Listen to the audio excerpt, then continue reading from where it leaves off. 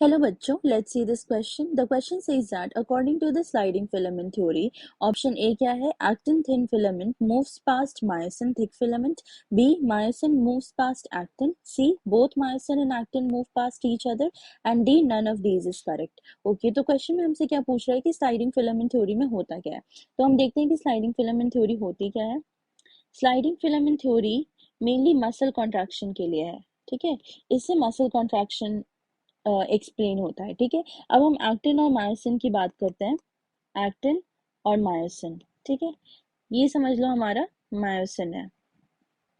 ये हो गया हमारा मायोसिन. इसमें दो साइट होते हैं. ये होता है हमारा एक्टिन बाइंडिंग साइट और ये होता है हमारा एटीपी बाइंडिंग साइट. ये एक्टिन बाइंडिंग साइट पे ही एक्टिन आकर के जुड़ता है. तो स्लाइडिंग फिलामेंट थ्योरी में क्या होता है, एक मतलब कि न्यूरल सेंटर से एक सिग्नल आता है. ठीक है, जो मसल कॉन्ट्रैक्शन को इनिशिएट करने के लिए होता है. ठीक है, ये काम करता है न्यूरोमस्कुलर जंक्शन पे. ये सिग्नल पहुंचता है न्यूरोमस्कुलर जंक्शन पे. ठीक है, जहां से न्यूरो रिलीज होता है. न्यूरो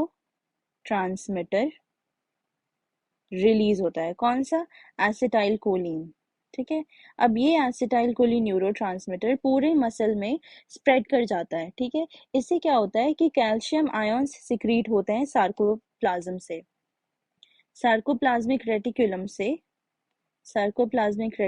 से कैल्शियम आयन सिक्रिएट होते हैं. ये कैल्शियम आयन सब क्या करता है, कैल्शियम बाइंडिंग साइट पे जाकर जुड़ जाता है.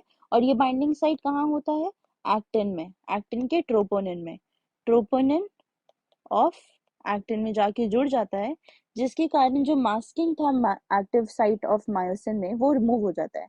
ये क्या होता है कि it removes the masking of active site of myosin. ठीक है, अब मायोसिन क्या है, वो एक्टिव हो चुका है और वो एक्टिन के साथ बाइंड करने के लिए रेडी हो चुका है. क्या होता है, एटीपी हाइड्रोलिसिस से एटीपी का हाइड्रोलिसिस हुआ. एटीपी हाइड्रोलिसिस से एनर्जी रिलीज होता है. ठीक है, एनर्जी रिलीज होता है जिससे एक्टिन जो है फाइनली मायोसिन के एक्टिन बाइंडिंग साइट में आकर के जुड़ जाता है. ठीक है, ये हो गया, जुड़ गया. ठीक है, इस जुड़ने से क्या होता है कि एक्टिन फिर वो एक्टिन मूव करता है over myosin towards A band. ठीक है, टुवर्ड्स ए बैंड मूव करता है. तो ये हो गया हमारा पूरा स्लाइडिंग फिलामेंट थ्योरी. तो इसमें क्या हो रहा है कि एक्टिन मूव कर रहा है हमारा मायोसिन के ऊपर.